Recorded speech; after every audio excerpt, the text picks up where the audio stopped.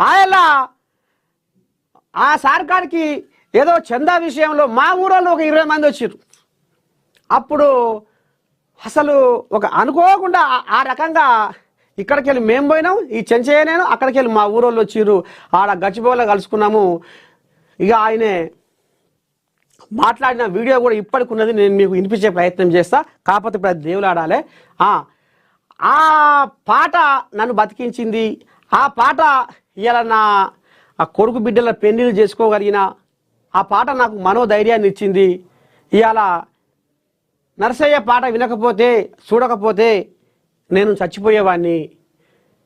నరసయ్య పాటకు, ఈ పాటకు ప్రాణం పోసిన, ఆర్థికంగా సపోర్ట్ చేసిన మీకు ధన్యవాదాలని అంతమందిలో ఆయన పద్ధతి బట్టి మాట్లాడి వెళ్ళిపోయిండు. అంటే ఈ రకంగా ఇక చిన్న చిన్నగా ఇక కొన్ని మీడియా ఛానళ్ళు కూడా చేసుకుంటా ఇప్పటికీ పాటతోటే ప్రయాణం సాగించుకుంటూ ప్రజల కోసము అన్నట్టుగా ఇప్పుడు ఇక చాలా ఉంది చరిత్ర, చెప్పుకుంటే ఒడవదు ఈ చరిత్ర.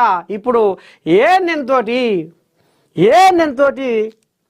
ప్రయాణం చేస్తున్న ఈ తరుణంలో బిగ్ బాస్ వాళ్ళు కూడా అదే ఇప్పుడు మన ఏఎన్ఎన్లో రాసుకొచ్చినట్టుగా ఈ మధ్యకాలంలో మన ఇన్స్టాగ్రామ్లలో బాగా వీడియోలు వైరల్ అవుతున్నాయి, మిలియన్ల వ్యూస్ వస్తున్నాయి. ఆ రకంగా మీరిచ్చిన ఆదరణ, మీరిచ్చిన అభిమానంతో ఆ రకంగా ఇవాళ బిగ్ బాస్ దాకా నా పేరు పోయిందంటే మరి అది జనాల ఆశీర్వాదమే, ప్రేక్షక దేవుళ్ళ దీవెనార్తే అని నేను ఇప్పటికీ విశ్వసిస్తా, నమ్ముతా. మీరు ఇచ్చిన ఈ ఆదరణతోనే మీ నరసయ్య తాత చిన్నగా ఈ రకంగా ముంగడికి ప్రయాణం చేస్తుంది నా జీవితము. రాబోయే రోజుల్లో ప్రపంచ దేశాలు, నేను ఇప్పుడు నేను సాక్షిగా ప్రమాణం చేసి చెప్తున్నా, ప్రపంచ దేశాలు ఏఎన్ఎన్ నరసయ్య తాత, ప్రపంచ దేశాలే నరసయ్య తాత వైపు తొంగి చూసే విధంగా ఒక విస్ఫోటనం రావాలి. నరసయ్య తాతతోటి ఒక సంచలనం రావాలి. నరసయ్య తాత చేసింది 10 మందికి అక్కడకు రావాలి. నరసయ్య తాత చేసింది ఈ సమాజంలో మార్పు రావాలి, సమాజంలో చైతన్యం రావాలి. నరసయ్య తాత ఏది చేసినా జనాల మంచి కొరకే చేస్తాడు అనేది మాత్రము ప్రపంచ దేశాలే నరసయ్య తాత వైపు తొంగి చూసేలా ఒక బలమైన దృఢ సంకల్పంతో, బలమైన కోరికతోటి ఇంకా మీ ఆదరణ, మీ ఆశీర్వాదం, మీ దీవెనార్తి, మీ అభిమానం ఉంటే ఖచ్చితంగా నేను ప్రపంచ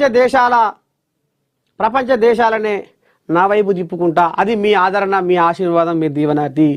ఇప్పటికీ మరి మీరు చూపిన ఆదరణతోటి బిగ్ బాస్ దాకా వెళ్ళగలిగిన అంటే అది మరి మీరిచ్చిన అభిమానము, మీరు పంచిన ప్రేమే అని నేను మళ్ళొకసారి అందరికీ ప్రేక్షక దేవుళ్లకు పాదాభివందనాలు చేస్తున్నా. ఇది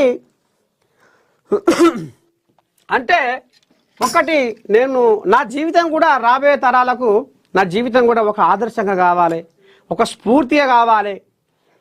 ఒక మారుమూల ప్రాంతంలో యాదాద్రి జిల్లా రామన్నపేట మండలం లక్ష్మాపురం కొత్తగూడెం ఒక మారుమూల గ్రామ నివాసి నరసయ్య తాత ఒక గొర్రెల కాపరి స్థాయి నుండి ఎన్నో అవమానాలు, ఆటంకాలు, ఎగతాళులు ఎదుర్కొంటూ నిలబడి ముందుకు సాగుతూ ఇవాళ ఒక పెద్ద స్థాయికి ఎదిగిండు అనేది మాత్రం నేను రాబోయే తరాలకు నా జీవితం ఆదర్శంగా తీసుకోవాలని, తీసుకుంటారని, ఇక కూడా మునుముందుకు అదే సంకల్పంతో, అదే విశ్వాసంతో, అదే నమ్మకంతో, అదే ధైర్యంతో మునుముందుకు నేను సాగుతూనే ఉంటా మీ దీవెనార్తి ఉన్నంత కాలం.